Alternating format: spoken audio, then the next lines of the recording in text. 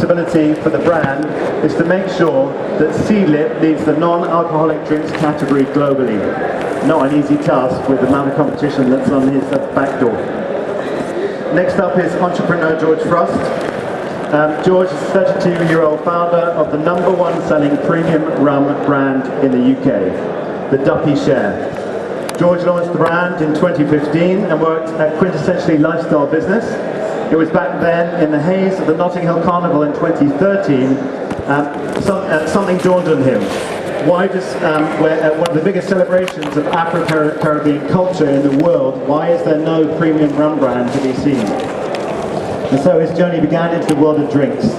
In 2018, George won an award, Guardian of Rum, and today the Duppy Share is selling 150,000 bottles per year. His business is valued at 12 million.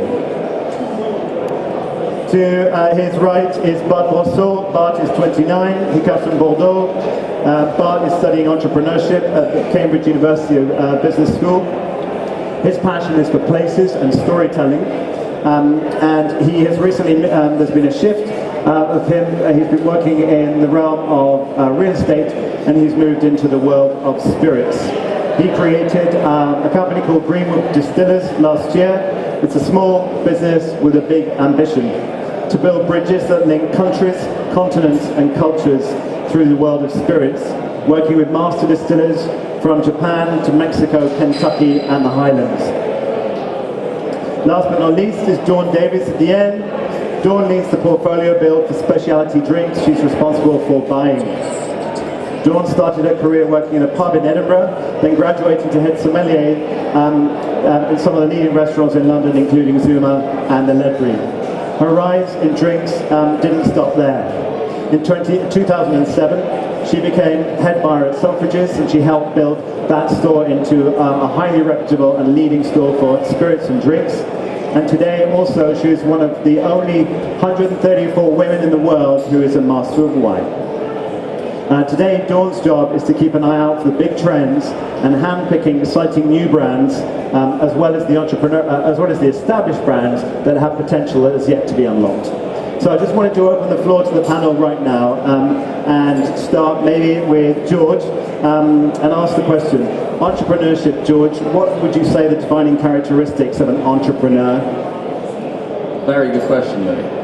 And thanks for having me. And Dawn was also the first buyer ever to say yes to the Duppy Share, and also to say yes to Seedlip, both at Selfridges, so I'm very thankful for that. I think I've done my research today, Louis, and I looked up the dictionary definition of entrepreneur, and it is someone who starts a business, risks their own sort of financial capital with the hope of turning a profit. And I think that is the key part, I think, that a lot of people overlook in terms of being an entrepreneur. It's kind of seen as something that, or some people see it as something that people do with the hope of it turning into something. But I think that the #1 thing that needs to happen in order for an entrepreneur to be successful is for it not to be to hope that it's successful, but to be willing to sweat, to bleed, to do everything to make it turn a profit. So for me, I think that the #1 characteristic that will in some way link all entrepreneurs together is a real underlying desire and willingness to really work hard. Interesting. Actually, there is a series of talks that Charles Rolls, founder of Fevertree, gives around the world, and he summarizes, I think, what you're saying as blind belief. In other words, it doesn't come from the rational brain. It's something that you feel more than something that you can actually, write the maths for. So, yeah. Thanks for that. Bart, could I ask you, what would you say some of the defining characteristics of a successful entrepreneur? I think George is, as usual, completely right. I think it's another definition is risk-taking under conditions of uncertainty. I think that a good entrepreneur is involved in actions where the downside is limited, but the upside is exponential. So I think one of the lesson or a good advice is to look for activities where you can limit your downside, but have an upside that is potentially way higher than what you risk. Excellent. Dawn, can you give us your take on this? I think for me, an entrepreneur, a successful entrepreneur, I think that's the key word in this, because there's a lot of entrepreneurs that aren't successful. is someone that listens, that understands, and really does the research first. For me, a lot of brands come to me and they definitely haven't done the research first. They haven't looked at competitors, they haven't looked at pricing structures in the model, in the marketplace. And I think that's a huge thing. You know, if you're going to be a successful entrepreneur, you have to be someone that is willing to do the research before you launch the brand. Don't do the research as you're launching the brand, do it before. And don't listen to your friends, go to neutral people to listen, because friends will just tell you what they think you want to hear. And I think that's really key for me, is that understanding that listening and doing the research. Excellent, thank you, Dawn. And Ben, you work with a former pea farmer, or from a family, 300 years of pea farming. What makes the company you work for and Ben Branson, the founder of Seedlip, what defines him as an entrepreneur? So I think I've been very lucky to sort of work for an entrepreneur that has such a very clear vision and mission. So vision really changed the way the world drinks and solved the dilemma of what to drink when you're not drinking. And actually having those kind of clear parameters to play within, and allowing his team that we've kind of carefully built to play within those tight, kind of clear parameters. I think at the start you sort of so easily, a lot of things happen quite reactively, and have done over the last sort of 3.5 years, and actually having something to fall back on, like our vision, has been really, really helpful, and that's a testament to Ben, really. Yeah, excellent. So it's about blind belief, it's about availability to risk, it's about understanding actually what profit is. Clearly you have to do your research before you endeavor on this journey, and actually that research never stops because the world is changing at such speed. And certainly having a clear vision and mission that is communicated throughout your organization, be it 3 people or 300 people, it is imperative that you get that right. Those are the building blocks of a successful business that can grow without you having to do U-turns and make mistakes along the way, or too many at least. Okay, what I wanted to do at this point is now I'll start with Dawn and Ben, for you to answer the question. As we know, entrepreneurs you can come up with an idea and you can have all the blind belief and the energy that you have, but actually turning that into a reality and a business plan that is deliverable, which includes everything from production to sales, and then loyalty, so resales. From your point of view, what are the characteristics that qualify an expert or a leader that forms part of the wider team supporting delivery of that plan? I think to be a leader, you have to have very good communication skills. You have to be able to go out, talk to people, really engage people, bring them to you. But the most key thing, again, is this idea of listening. Listening is something we don't ever do, or we don't do well. And it's super important when you listen to your staff, you learn from their ideas, you listen to what they're saying you're doing wrong. It's a really, really important part of leadership. You have to be, I would never, with my team, I have a team of about 20 people, a bit more now, and I really value each and every one of their opinions. And I think that's so important. Learn from your team. And actually delegation. I'm a terrible delegator, but I think that's super important, especially when you're an entrepreneur, because you can't do everything yourself. Yes, in the beginning you will, because it's just going to be you. But there has to be a point where you learn to delegate, and I think the greatest leaders are those that actually employ people who are more intelligent and better than them. Because I want someone to be able to do my job. I want to sit back and retire, okay? Nice. And Ben? So I guess at Seedlip we have this culture of coaching. So we obviously have line managers and everyone we report to. But actually having a coaching culture that allows and I guess enforces people to think for themselves as opposed to telling what to do. So a lot of, I guess my team, there's I guess stages where you have to say, do this, but actually a large proportion of what we do is asking the right questions for them to think themselves. I think a good leader is someone that is able to do that and not be a sort of, I guess, autocratic in that respect, particularly with the business growing so quickly. It's about employing people who have the confidence and belief in themselves to fail, to make mistakes, but to learn from them really quickly, and that coaching culture helps, I think. Excellent. Yeah, I concur.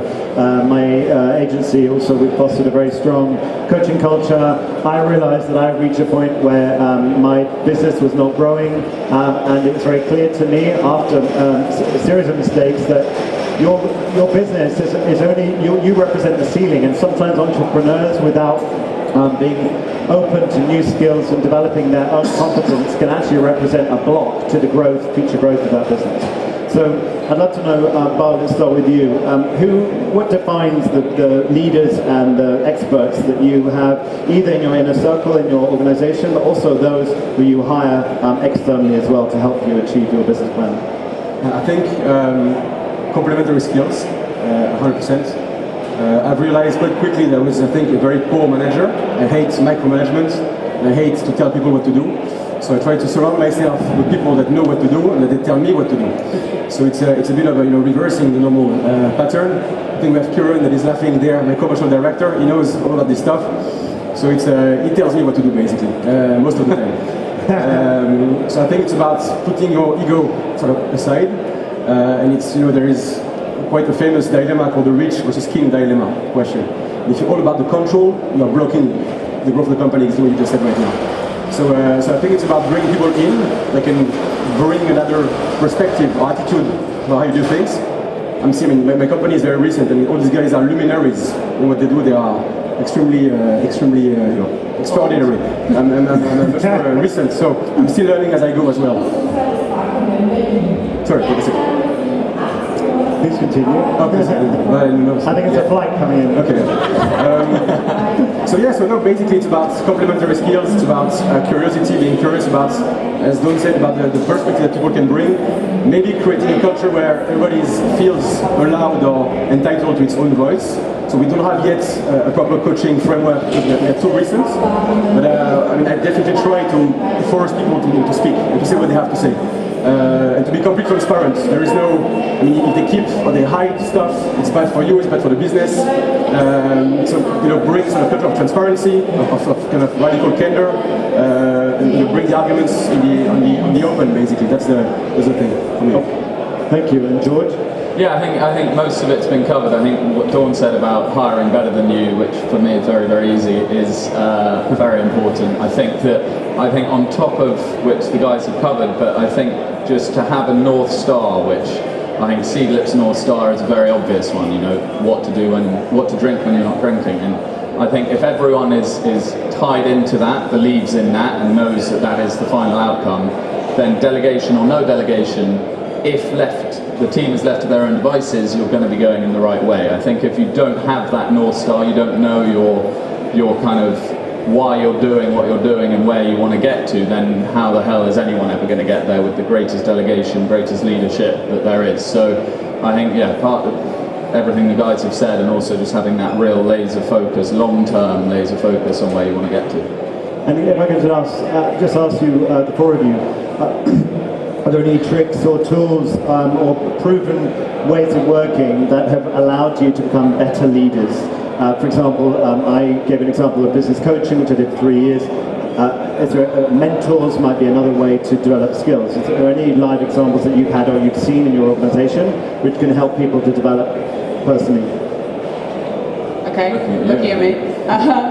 I really believe that, and I've done this throughout my life, whether it was in restaurants or, in Selfridges or what have you, I need my team to believe 100% in me. I need to lead from the front. It's about going out there, it's about making those connections. It's not what you know, it's who you know. And I think it's showing people that, you give them as much love and then they'll give you love back. I think that's super important. And it's something that I'm a hugger. I hug everyone. From my staff to my bosses, I'm a hugger. But I think it's then you take people with you because they want to work for you. To be a good boss, you have to really care for your staff and your people because they're the ones that are going to make you great. You don't make yourself great. The people you surround yourself with make you great. For me, in terms of mentors, I I think that you can find mentors in your best mates, it's anyone, I think. I think mentor is a term where it can be like everyone should only have one mentor and you should report into them monthly, and I think that isn't the way to go. I think a mentor is anyone that you respect, that you can learn from the way that they do certain things. I mean, I think for me and for us, my ex-boss, Ben Elliott, who's now our chairman at Duppy, I look up to him in so many different ways, mainly because of the things that he does that I know I can hope to do a little bit better than I'm doing now. And for us at the moment, where I think sales should always be the bottom line of any business, and marketing, sorry Ben, is very important of course, but if those aren't driving sales, then it's pointless, and Ben certainly instilled in us that kind of, the rest is good, but if the sales aren't there, then there's nothing here.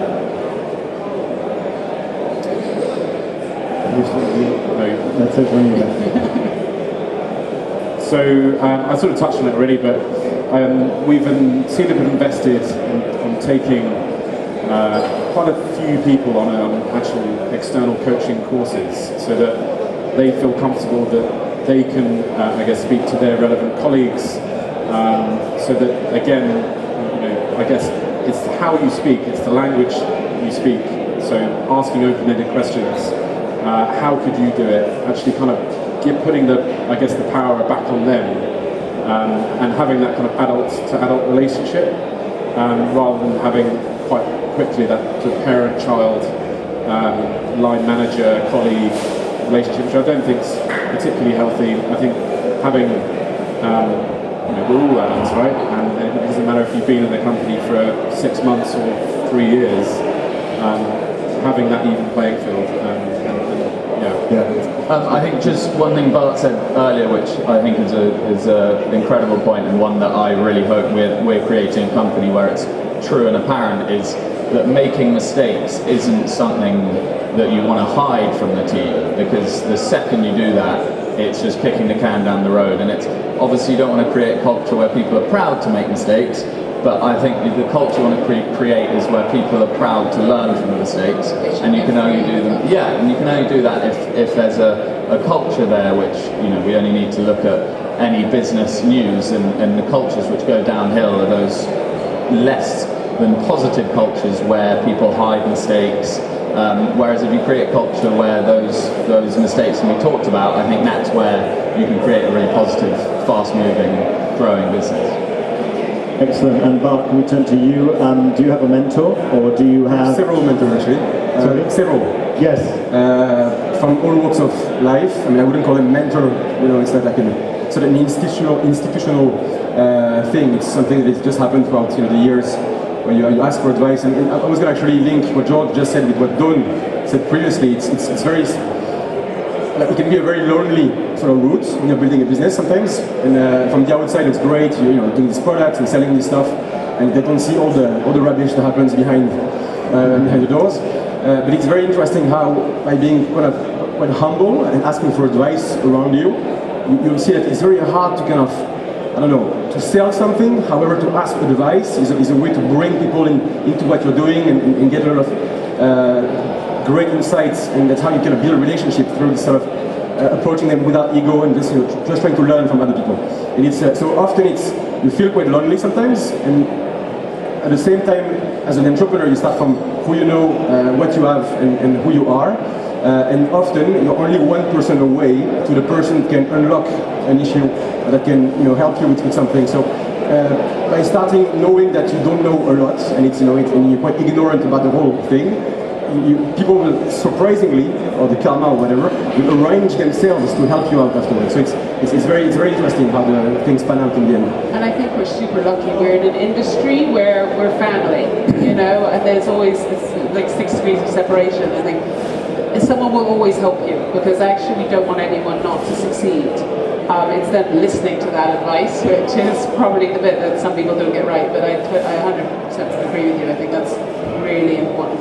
And I think that one bit of advice, and I know Jack, my business partner, is in the crowd today, it frustrates us when people come to us knowing that you've set up a spirits brand, asking for help, but they don't want to tell us. People can be so protective over their ideas, and my advice is be the complete opposite.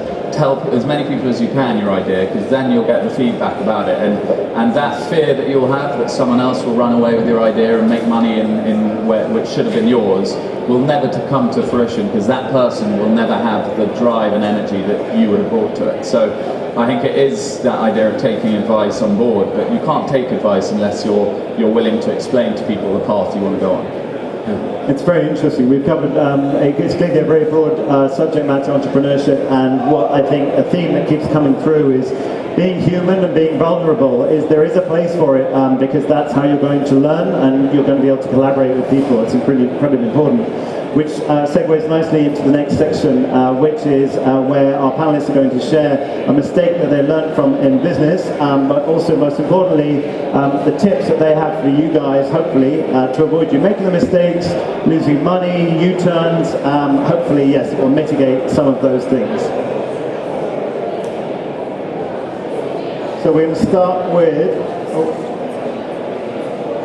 Ben.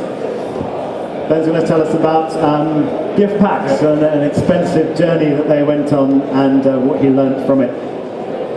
So I think first to say is that we make a lot of mistakes, and actually, every business meeting we ask everyone to provide a highlight and a low light and a learning as a result. So this just is an example of a sort of much wider, I guess, issue. But yeah, essentially the Seedlip mistake has been around NPD generally, and some things we do brilliantly, and actually it feels kind of nice project to work on, and there's other projects that just for some reason just take a lot of effort, and it's incredibly draining, and there's a lot of contradiction, and there's just all sorts of things that go wrong. So yeah, this point was a gift pack that we created for grocery, and it, because of inefficiencies, because of the fact poor communication internally between marketing, sales, finance, ops, we didn't make any money out of it whatsoever. I mean, revenue fine, but actually it made no profit for us whatsoever. But you lost money because you spent a lot of time producing it. So that's no? Yeah. I mean, it's and you laugh, you laugh a bit. Because I mean, a business mistake being making 250k. I take that. But it's just one of those ones where we've made a mistake a couple of times, and it boils down to just working cross-functionally. Sales team grew faster than the marketing team grew faster than the ops team, and we had literally one person in ops for the first 2.5 years, which is obviously one of the key drivers of a successful business. And yeah, that was one of the mistakes. So you've got 3 things you learned, and one was clearly that the interfacing between different departments, sales, planning, production, operations, and so on, needs to be much tighter. There is a case, I think, also you shared with us in terms of clarifying the goal. Tell us a little more about what you learned and how you would do this differently next time around. Yeah, so... sorry, this is as it relates to the goal, but also the lead, so it's about allocating the right team and the resource to deliver the project. Yeah, so we use this, we use Slack. I don't know if anyone uses Slack. Really, really useful tool. You can set up projects and sort of pinpoint who exactly you want to work with. But ultimately, you need that face-to-face meeting. And actually also have that project lead. So actually someone that goes, I'm leading the gifting project. I may not necessarily be in finance or ops, but ultimately I'm here as the project lead to continue this. And a lot of these projects didn't have that person. It was a kind of an assumption of who was working on what. So we've actually kind of hired now a person whose sole responsibility is NPD, and sits in ops, but equally is that kind of umbrella between marketing and all the other cross-functional departments. So that's one key thing that has proved really, really useful. Okay, and then I think you covered it already, but essentially, it's essentially what's the objective? The objective was to satisfy to get into the off-trade at a critical time of year to generate sales but profit, and it didn't work out. So I guess we use this phrase properly but at pace, and a startup that is category leading, it's wanting to act quickly. There is danger of that slipping into just acting quickly and not doing it properly, which this is a great example of. And the other thing I guess is sales will want to sort of, I guess, get new products on the market as quickly as possible, and you'll show, for example, a mock-up of a product that might not necessarily be possible yet to the buyer or whoever, and then it's kind of frantically going, Christ, we've got to do this now. We've actually got to make this actually a commercially viable product, and that's.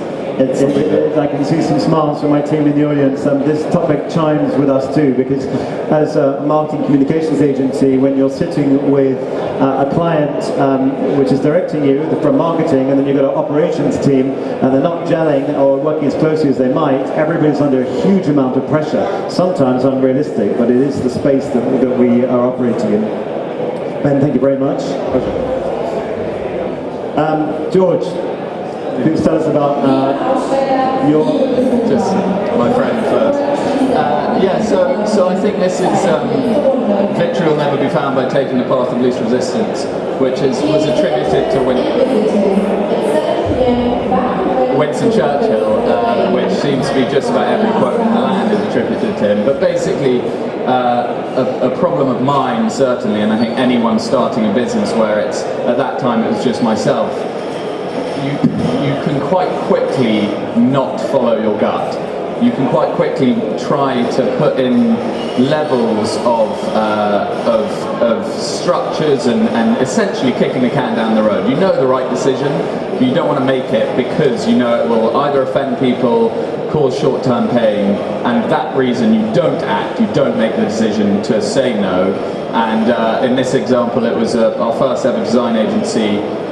They showed us the first designs of our product, and if you'd asked me, I knew at that moment they weren't the right design agency for me. But rather than saying that to them at that point, I kicked the can down the road, and I thought somehow magically they're going to pull a rabbit out of the hat, which they then didn't, and we then had to go back to square one, the square that we would have been at way cheaper if I'd actually made the decision at the beginning. So I think that particularly when you're, as I said, when you're on your own, you can often not trust your gut, and I think that is not only denying yourself the chance to learn from your mistake, but it's making the mistake a lot worse. And can I ask, because there is a lot written about intuition and trusting your gut in entrepreneurship. Of course, you're in a very busy, crazy world with lots of decisions to make on the go all the time. George, have you come up with a tactic, let's say, or a strategy that allows you to access a calm space so that you can make more informed decisions from the gut? I think, the quick answer is no, otherwise it would be a far, far easier game. I think, you can obviously go the other way, and I think that would then negate what Dawn said, which is always listen to people close to you. You can go the other way and just always think you're right, always trust your gut, which is certainly not the right way of going about it. I suppose that the ultimate sort of environment would be one where you can take other people's counsel on board, you can really think it over and then make a decision that you feel is right. I suppose that this is more of what not to do rather than what to do. What not to do is to know in your gut that something is wrong and not do something about it. It's to not act on it. Yeah. Okay, and that actually is your first step. Is I guess we've explored it. Difficult and challenging conversations come regularly, and you have to have them. Yeah, and again, this quote, I don't even know who Ryan Holiday is, but I like the quote, which is don't say maybe if you want to say no. I think so often, whether it's a mate asking you for dinner next week or whatever it is, you know you don't want to go, you know you want to say no, and you say maybe because it means that you don't have to say no yet. And I think that shows itself in so many ways in business, and you end up agreeing to do things which you know in your heart that it's not right for the business. So we get asked, and I'm sure Bart's the same, and I know Ben's the same, we get asked to do endless, essentially giving our product away for free at events. And rather than putting forward a very good argument as to why we can't do that, we might say, we'll get back to you, we'll get back to you. And then, sure enough, 3 days before the event, you know you can't let them down, so you end up going down to that one Young's pub in Brixton and standing there for the whole night, cursing every second that you decided not to say no. And so yes, I think again, trust your gut. If you want to say no on the eve of the event, say no the second you get the invitation. Okay, and the slide I've just switched to behind you says be brave. Is that's part of this same insight, is it not? Yeah, this is for me is more about being brave in remaining positive. I think at one part in our business, rather than the answer being yes unless it was proved no, we turned into a business where it was no unless it was proved yes. And I think that the second you lose faith in your own positivity and in your own gut, and you start to heed the line of being negative and being pessimistic, which is by far and away the easiest thing to do, is to say no, I think that's when the business really suffers, where creativity is sapped away and where people don't want to take the decisions which are a little bit of a gamble. And I think it's that area of the business when you're making decisions which are a bit of a gamble, that you're asking your team to perform beyond 110%, and that's where the real growth comes from. And so I think it's not necessarily a be brave in that capacity, but it's be brave and to trust positivity rather than err on the side of caution and trust negativity, I suppose. Excellent, thank you, George. Our next mistake, Bart, would you like to take us on your journey, please, with the experience that it was your hard learning curve? Yeah, no, so basically, to create a new product is complicated, it's hard, it takes ages, you have multiple stakeholders involved, and basically don't do what I did, which was to just work with a designer, have my idea in my head of what I wanted, work on the idea in an abstract manner, completely disconnected from the feasibility and convenience of the actual product, and then arrive and realize, well, actually you can't do what you wanted to do, you have to start back from the drawing board. So I would say bring reality in the creative process as soon as possible. So open the conversations with your manufacturers, your dry goods suppliers, your label guys, the glass guys, the packaging guys. I mean, literally as soon as possible, bring them in. Because otherwise you're going to lose a lot of time, it's going to be stressful. And if you do what I did, which is not to wait for the licenses, so that you don't have the licenses, you're not ready yet to hold the liquor or all the rest, it's an even more bigger nightmare. So please be sure to apply for the licenses if you're in the spirits world as early as possible, because it will take ages, and we were super lucky with HMRC. They were, HMRC, with the UK authorities. They were incredibly helpful, but do this in advance. If it's 45 days, take 60 days. Build contingencies in all your processes. So allow for room of maneuver, allow for time, allow for all the unknown that will happen in the way, basically. So that's for me, the licensing element is very important. Dry goods element is also very important. I mean, I don't know if you, oh yeah, there you go. So basically, I thought it was a great idea to have a bottle with facets, because my story is all about the Picts, which is kind of lost tribe in the Northern Highlands, who were incredible stone carvers, so they left stone carvings behind, etc. So my packaging to reflect my brand, my liquid to reflect the packaging, and to approach everything in a holistic manner. But that cost me a fortune. So mold creation to get a bespoke glass is just so expensive, I hadn't realized. Labels, so we had this idea of doing these round labels with a hole in the middle, which means that when you go to the bottling lines, they tell you, well, we can't process this in an automatic manner because there is a hole in the middle, so you have to do semi-automatic or manual labeling. It's more expensive. The nice kind of blue fringe you see around the fonts, Pictish fringe, was harder to emboss the font itself to get what I wanted.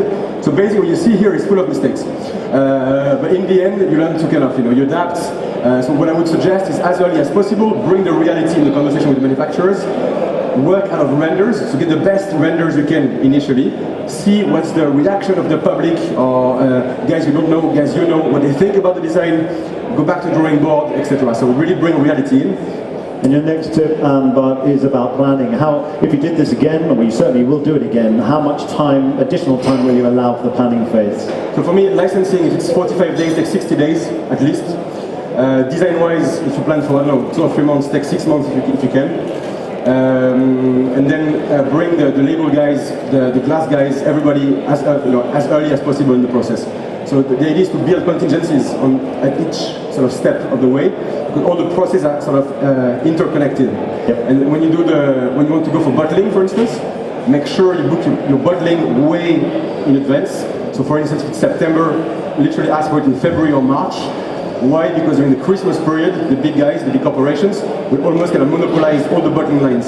And if you don't do this in advance, your bottling will be moved to January or February, and without knowing it, you just lost 5 or 6 months, like this.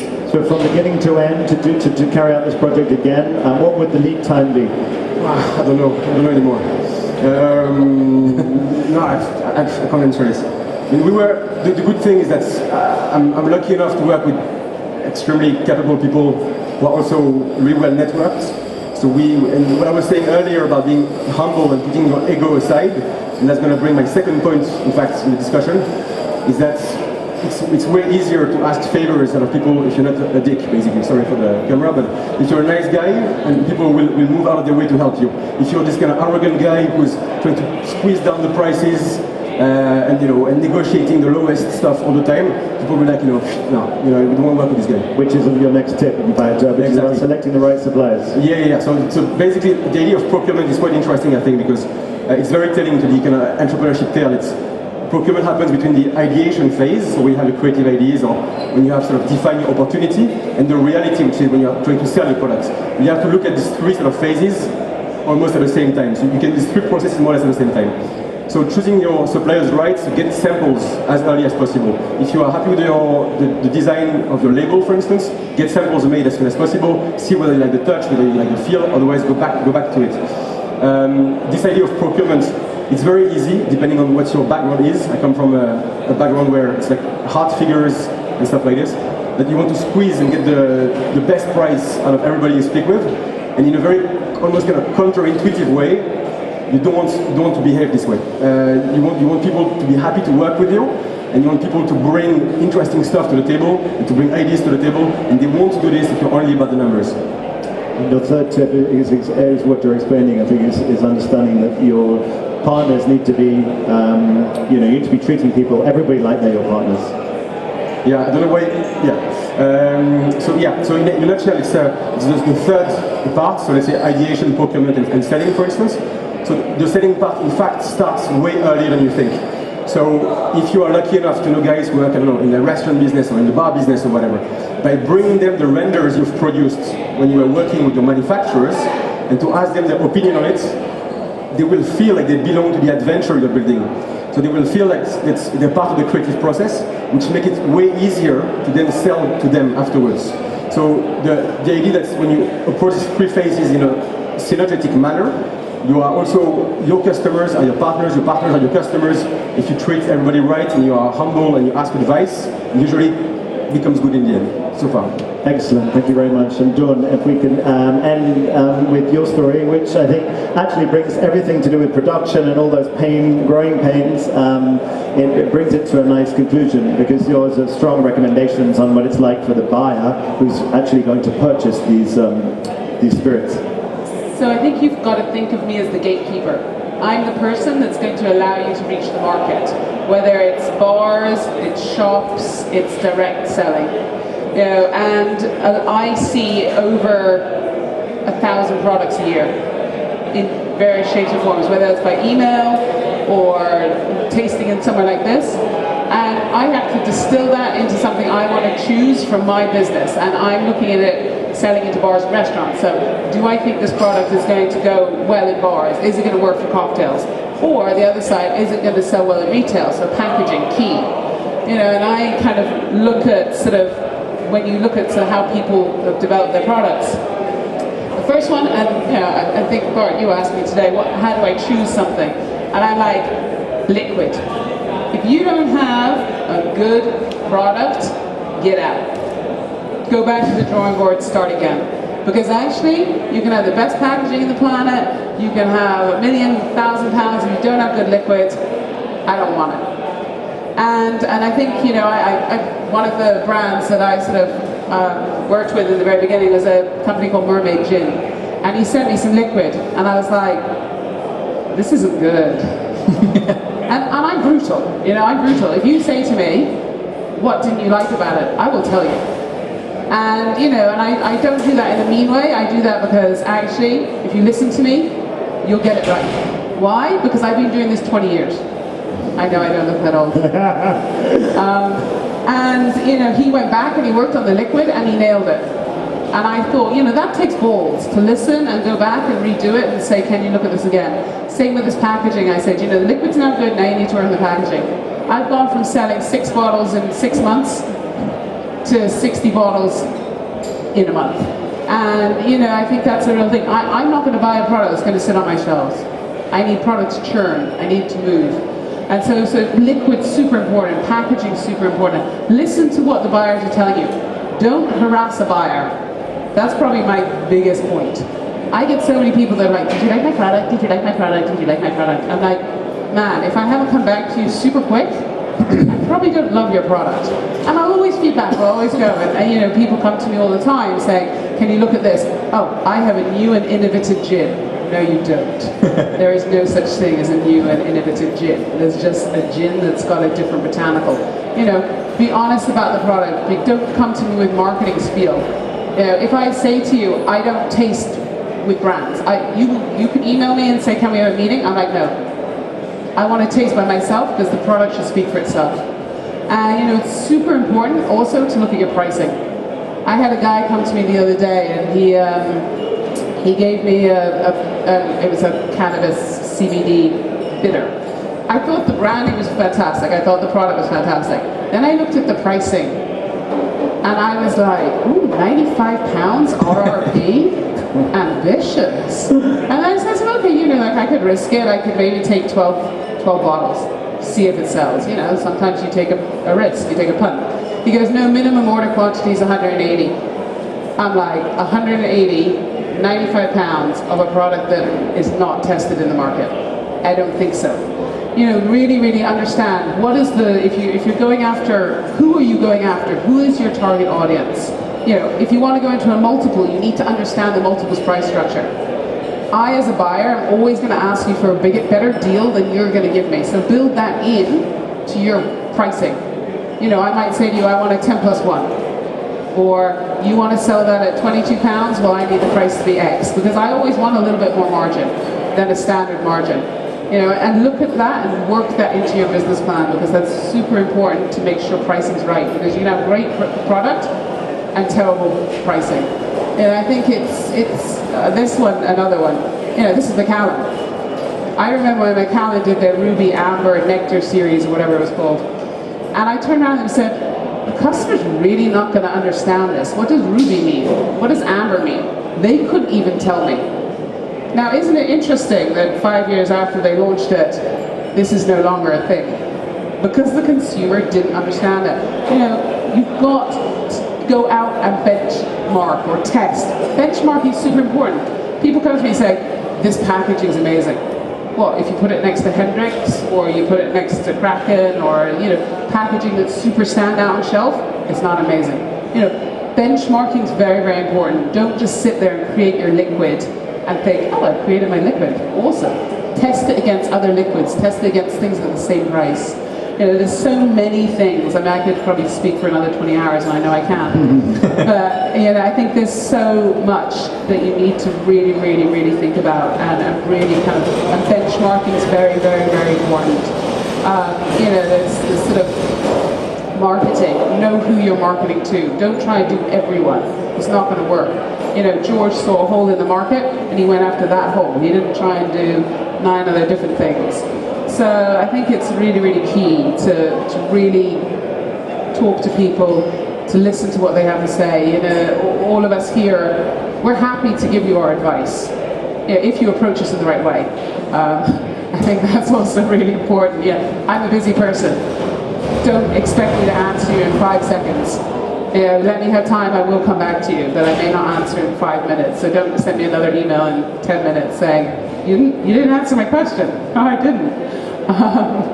So I think there's a lot out there, and there's a lot of advice out there, and there's things like this. But taste, benchmark, understand your market, and understand your pricing structure would be my 4 things. and don't piss off the buyer, fifth. That's a disaster.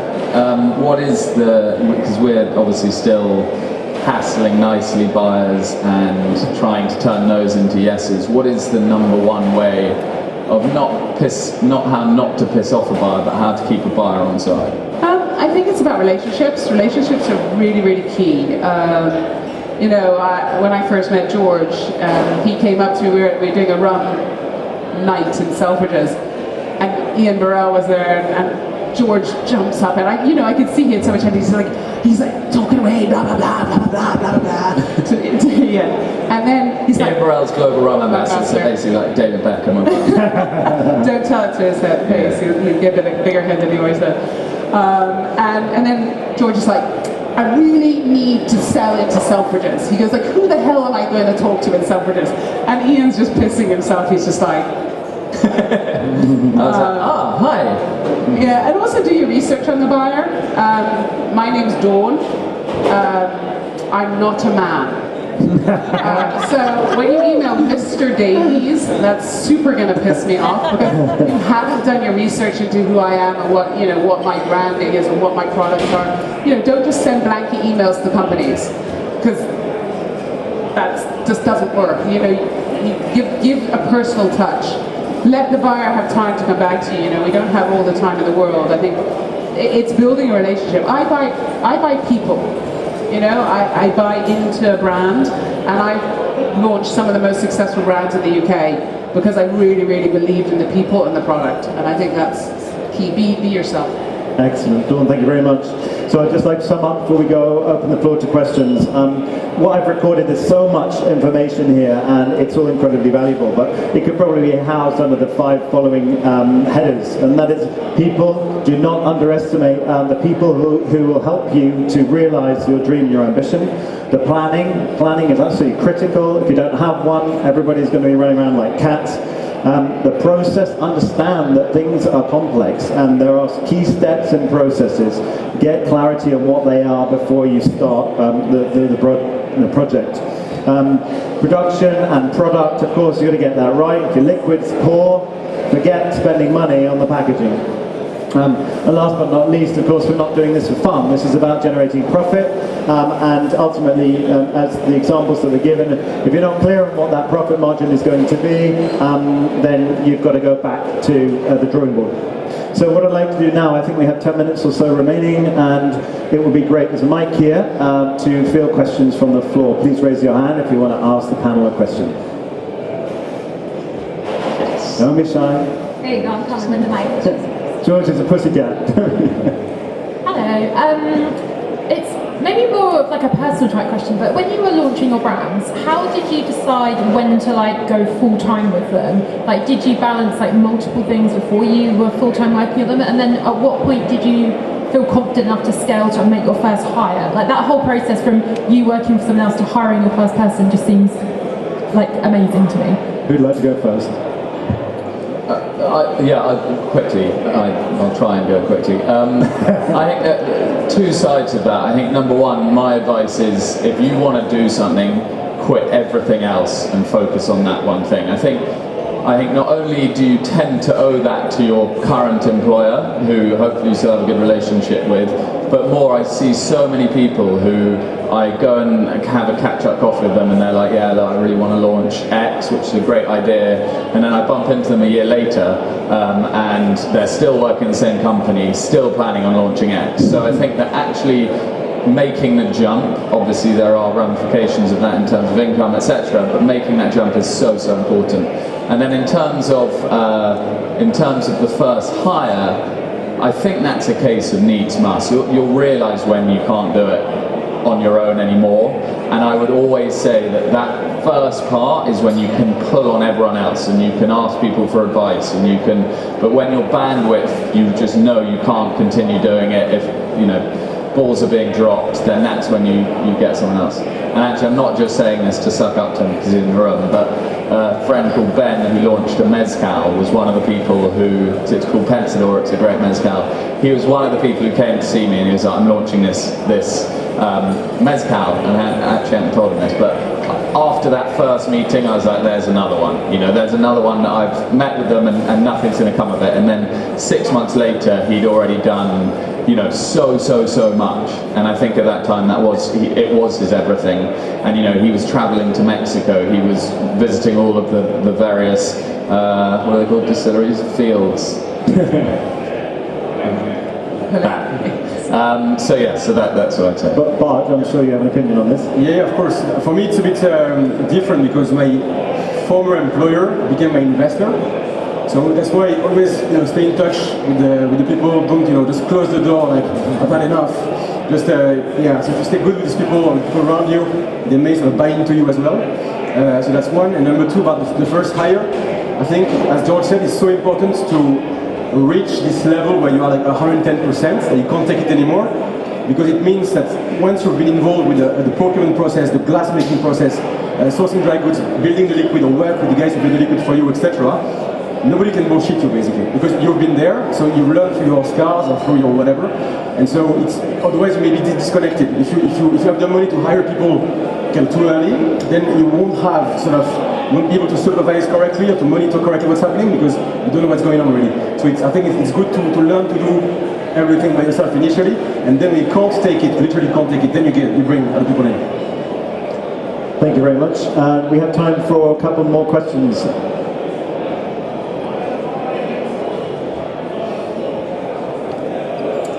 Hi, I've got a question about investors. If I'm about to walk into a room with a room full of potential investors, what would be your one piece of advice? What would be your one piece of advice? So if Alia is about to walk in the room with pitch her idea to a room full of investors, what is the advice you can give? You know? Oh, it's hard.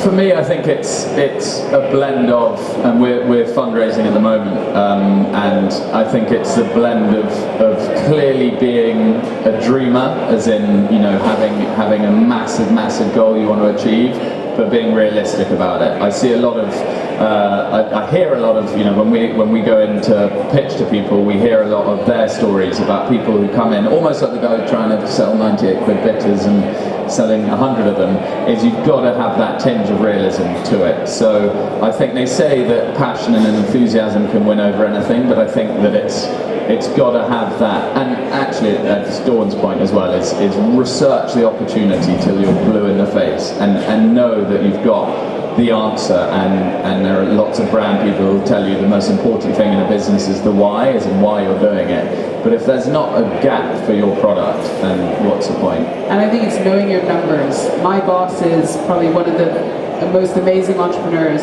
He's the third biggest whiskey collector in the world. He's a visionary. He's an incredible man.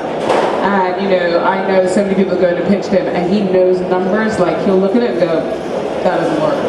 You know, you're not being realistic. So really know your numbers and make sure you have a really clear understanding of what the, you know, is this achievable? I think that's...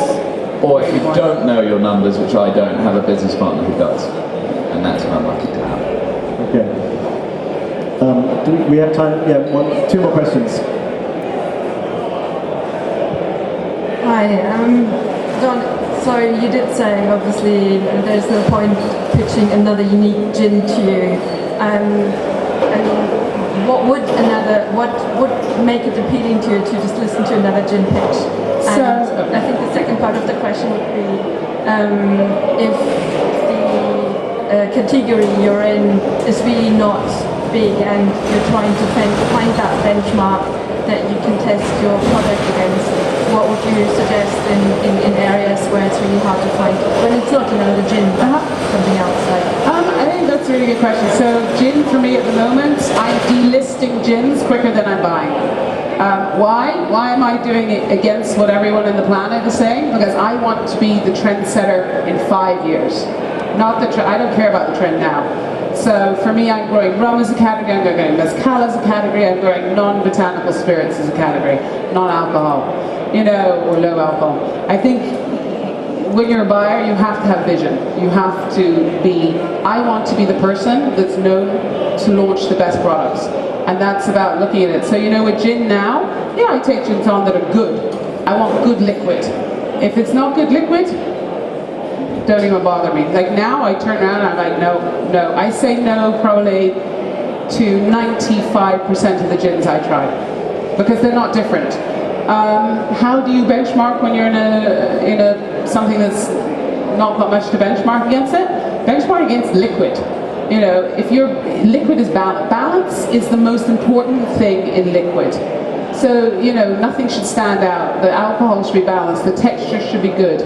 Go and look at other spirits that are well known to have good quality. So, you know, if you're taking, let's take botanical spirits, you know, that's not really a category. Well, at the moment it's not really a category.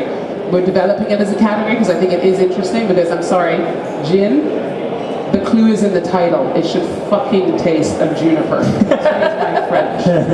But actually non-botanical spirits is much more interesting, because you can go out and you can play with different flavors and profiles and things like that. But there's not much, because maybe one, if you look at what the guys at ex-Noma guys, what they called, my god, brain's gone dead, are doing, you know, they were benchmarking against things that were similar. So it might be a Genever you benchmark against, because your botanical spirit has a little bit more sort of aniseedy notes or something. You know, look at something that's similar. And actually, if you're doing something that's not really kind of got a lot of scope around it, it's a good thing.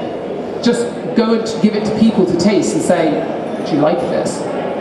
You know, at the end of the day, people will tell you it's good, it's bad, it's indifferent. Thanks, Dawn. Okay, let's get this last one right. Yeah, one more question. Hi, I was wondering how important are the different trades for you when you build your brand, like on-trade, off-trade, specialist stores, and bottom line, how important is digital commerce to build your brand? So I guess for Seedlip, one of the key areas for us was on-trade, and actually trial is a real big objective for us.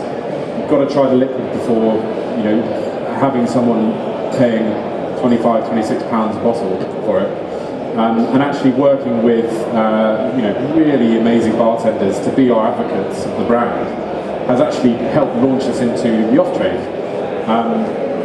So we over-index in on-trade, so we work tirelessly with you know, top bartenders. How can we make this interesting to them?